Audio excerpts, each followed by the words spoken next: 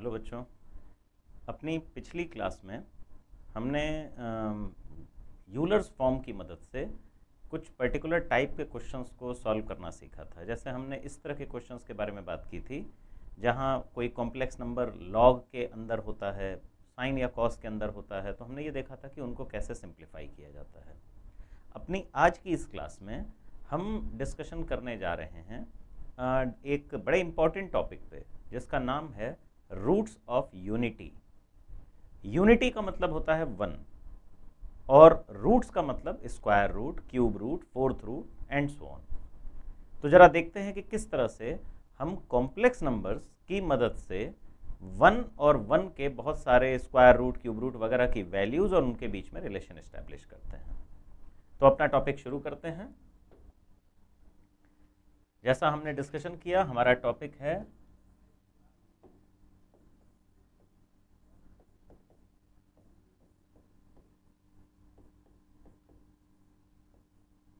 Roots of unity. Unity means one. तो हम one के रूट्स निकालने पे बात करने जा रहे हैं और वन के रूट्स का मतलब शुरुआत करते हैं स्क्वायर रूट से।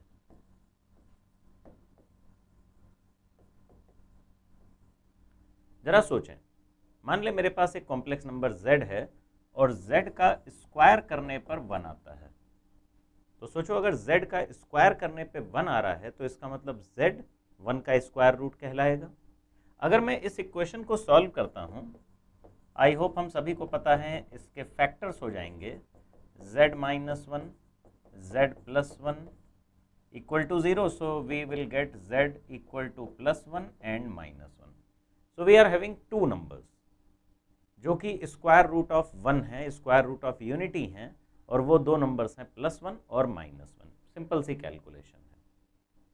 अच्छा, अगर ये दोनों नंबर्स पे ध्यान दिया जाए तो ये दोनों प्योरली रियल नंबर्स हैं, इनका इमेजिनरी पार्ट जीरो है। इसका मतलब अगर हम इन्हें ऑर्गन प्लेन पर प्लॉट करेंगे तो मुझे ये दोनों नंबर्स रियल एक्सिस पर मिलेंगे। जैसे सोचें, अगर मैं यहीं छोटी सी अपनी ऑर्गन प्लेन की प्लॉटिंग कर लूँ, ये रियल एक्सिस है और ये इमेजिनरी एक्सिस है, तो ध्यान दें प्लस वन नंबर यहाँ होगा और माइनस वन नंबर इस जगह पर होगा। तो मेरे आर्गन प्लेन पे दोनों नंबर्स प्लस वन और माइनस वन मैंने प्लॉट किए और दोनों के दोनों रियल एक्सिस पर प्लॉट हुए हैं क्योंकि दोनों प्योरली रियल नंबर्स हैं। अगर मैं स्क्वायर रूट की जगह क्यूब रूट ऑफ वन यानी क्यूब रूट ऑफ यूनिटी निकालना चाहूं,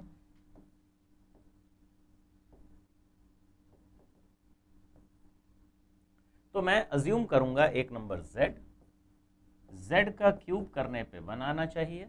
अगर मैं इस इक्वेशन के फैक्टर करूं तो z cube minus one equal to zero. Factors होंगे z minus one, Z square plus Z plus one equal to zero. इसका पहला ब्रैकेट अगर मैं जीरो करता हूं तो z की वैल्यू वन आती है, लेकिन अगर मैं इस सेकंड ब्रैकेट को जीरो करता हूं यूजिंग धराचार्य फॉर्मूला तो z की वैल्यू आती है minus one by two plus iota root three by two, और एक और आएगी क्योंकि धराचार्य लगेगा, minus one by two minus iota root three by two. अगर मैं इन तीनों नंबर्स को प्लॉट करूं तो वन यहां प्लॉट होगा क्योंकि वन एक रियल नंबर है। दूसरा नंबर ये यहां प्लॉट होगा जिसके कोऑर्डिनेट्स होंगे minus one by two and root three by two, अगर हम इसे कार्टेशियन फॉर्म में लिखें तो। और तीसरा नंबर कहीं यहां प्लॉट होगा minus one by two minus root three by to.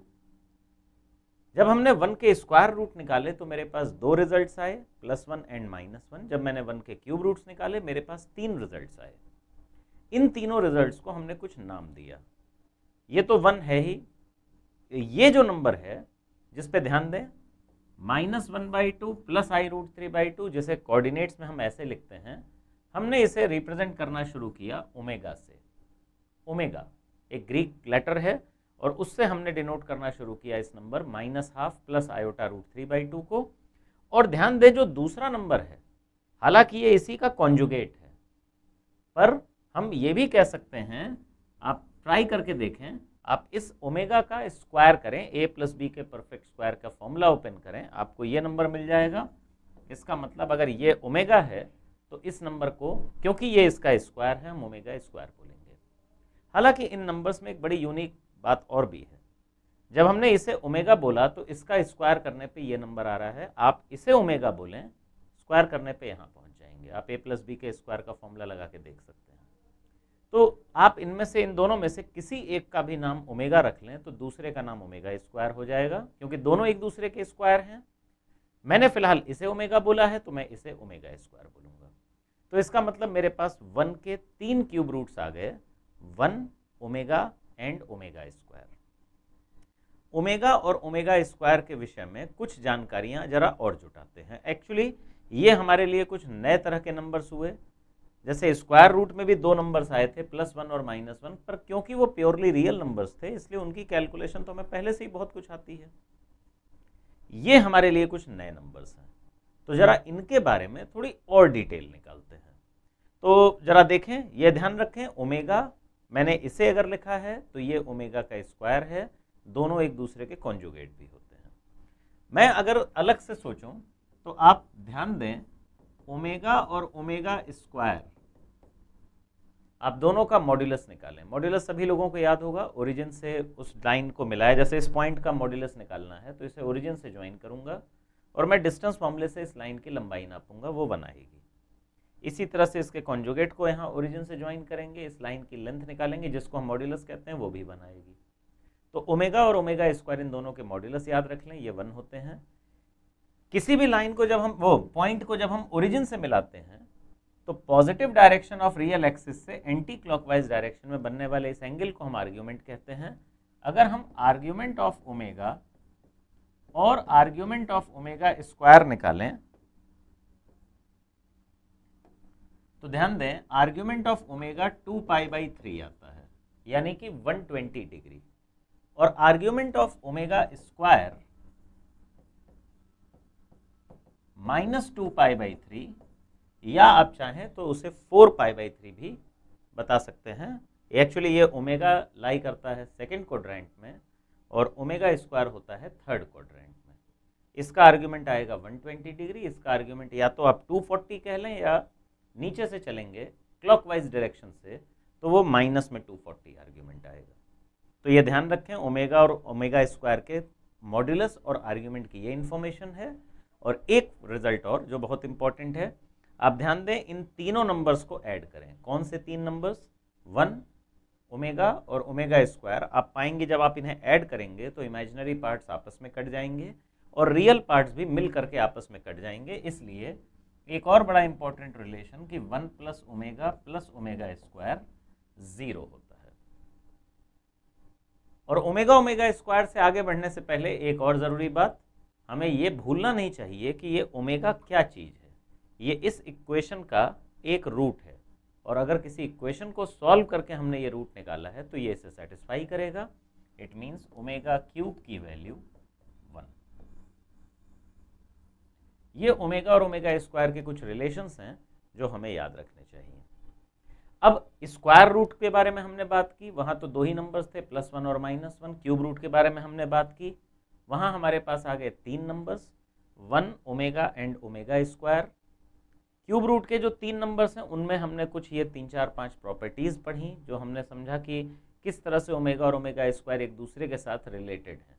Omega और ओमेगा स्क्वायर क्योंकि इस इक्वेशन के रूट्स हैं तो वो इसे सेटिस्फाई तो करेंगे ही, तो ओमेगा क्यूब 1 आएगा।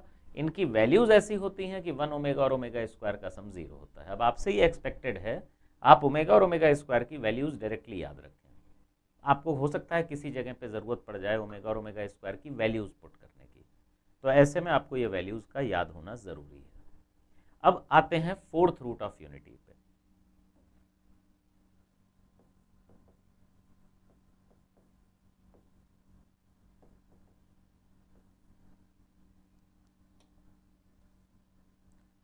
तो देखें, यूनिटी के 4th रूट के लिए मैंने मान लिया z1 का 4th रूट है। इट मीन्स z की 4 पावर करने पर 1 आएगा।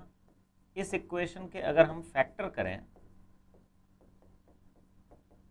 हम 1 को लेफ्ट में ले आएं, a² - b² से 2 फैक्टर करें और फर्दर इसके फैक्टर कर दें तो z + 1, z - 1, z + iota, z - iota would be equal to 0। आप पहले 2 ब्रैकेट्स को मल्टीप्लाई करेंगे तो ये मिलेगा, यानी कि इसके 2 फैक्टर ये हुए, सेकेंड ब्रैकेट के 2 फैक्टर्स ये हुए।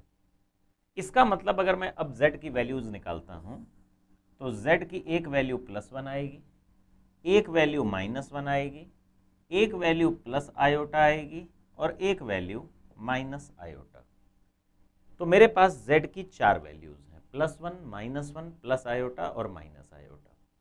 अब इन चारों नंबर्स को जरा ध्यान से सोचें, अगर मैं इनके कोऑर्डिनेट्स लिखूं, so it is 1,0, it is 0,1, this number is -1,0 and this is 0,-1।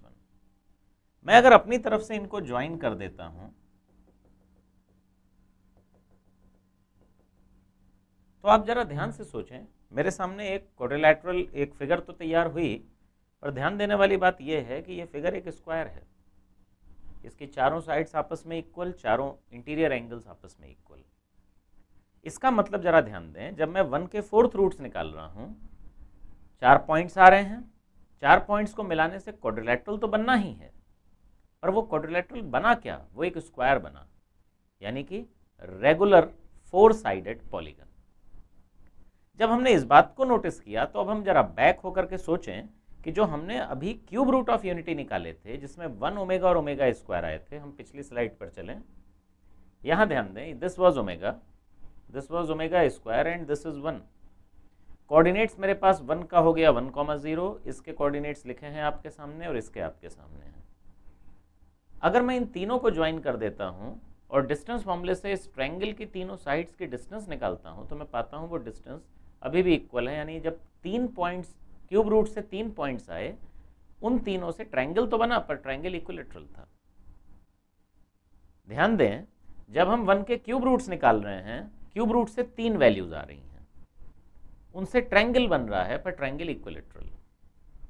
4th roots में 4 वैल्यूज आ रही हैं, उनसे 4 वैल्यूज हैं, 4 पॉइंट्स हैं, तो कोई क्वाड्रिलैटरल तो बनेगा, पर वो स्क्वायर बनता है। तो इसका मतलब हमें एक बात ये समझ में आ गई कि जब हम 1 के रूट्स निकालते हैं और उनको प्लॉट करते हैं ऑर्गन प्लेन पे, तो उनसे बनता है रेगुलर पॉलीगन। अगर रेगुलर पॉलीगन बन रहा है जिसकी सारी साइड्स आपस में इक्वल हैं, सारे एंगल्स आपस में इक्वल हैं, तो ये बात क्या सिर्फ क्यूब रूट और 4th रूट्स पे लागू होती है? जवाब है नहीं। हम 1 के अगर 5th रूट्स निकालेंगे तो 5 वैल्यूज ऑफ z आएंगी और उनसे बनेगा रेगुलर पेंटागन। अगर हम 1 के 6th रूट निकालेंगे, we will get 6 values of x, जिनसे बनेगा एक रेगुलर हेक्सागन। और केवल इतना ही नहीं, इस पे और आगे एक बात ध्यान देने वाली है कि जो भी पॉलीगन बन रहा है, जैसे आपके सामने यहां स्क्वायर बना है, उसका सेंटर ओरिजिन ही है। जो भी पॉलीगन बनेगा उसका सेंटर होगा ओरिजिन। और एक और बात जो नोटिस करने योग्य है, जब हमने 1 के स्क्वायर रूट निकाले तो 2 रिजल्ट्स आए थे, +1 एंड -1। क्यूब रूट्स में 3 वैल्यूज आई थी, +1, ओमेगा एंड ओमेगा स्क्वायर।